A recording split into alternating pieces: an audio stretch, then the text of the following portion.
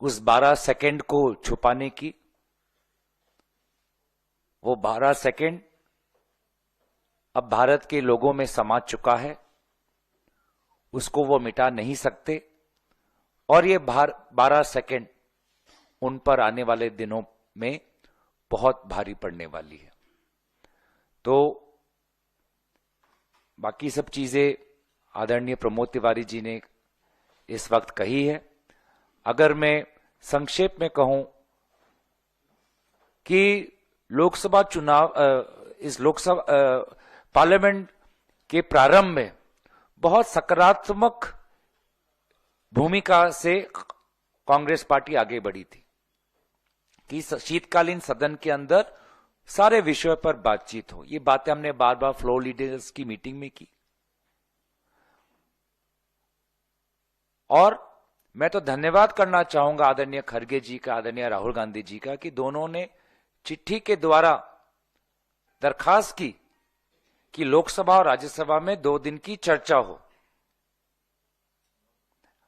इन दोनों नेताओं की दरखास्त के बाद ही संविधान पर 2 दिन की चर्चा हुई, नहीं तो यह भी नहीं होती।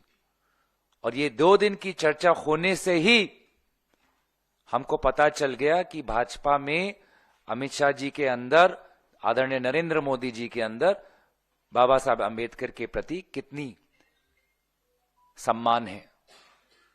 जो असलियत है वो बाहर उभर कर निकल गई।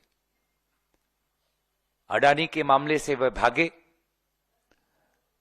मणिपुर को लेकर प्रधानमंत्री मोदी जी ने अपने 2 घंटे के भाषण में कुछ कहा नहीं।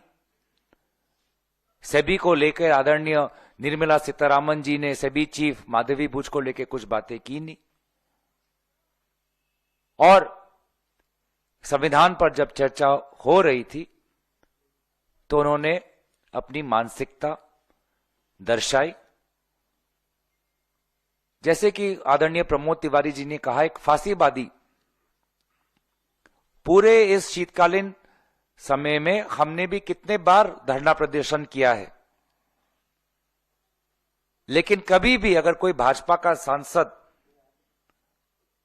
आ रहा होगा तो उसके साथ कभी भी हमने अपमानजनक या आक्रामक व्यवहार हमारे तरफ से नहीं था।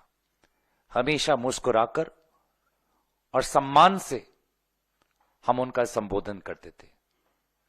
लेकिन कल जो हमने देखा, जो मैंने खुद देखा, प्रियंका गांधी जी के साथ संजना जाटव थी, वर्षा गायकवाड़ थी, सुरेश प्रतिभा धनोरकर थी, मल्लिकार्जुन खड़गे थी, वो विवश हुए कि उनको सीढ़ी सड़क पे बैठना पड़ा। तो सचमुच बहुत ही दुखद। और उसके ऊपर जो इंक्वायरी अब आज तक नहीं हो रही, सीसीटीवी कैमरा आज तक भी हमने नहीं देखा, तो कहीं ना कहीं जो छुपाना चाहते हैं वो हम पे पता चल रहा है। दोबारा मैं कहना चाहूंगा कि ये जितने भी ध्यान भड़काने की कोशिश करे, वे 12 सेकंड भाजपा और अमित शाह जी पर बहुत भारी पड़ेंगे। हमारी बस यही, जो मैं अंत में मांग यही है, जो हम we are always saying that home minister should resign, apologize for hurting the sentiments of so many Indians who hold Dr. Baba Saheb Ambedkar and the Indian Constitution in high regard. And it is unfortunate that the Prime Minister, instead of asking the Union Home Minister to resign,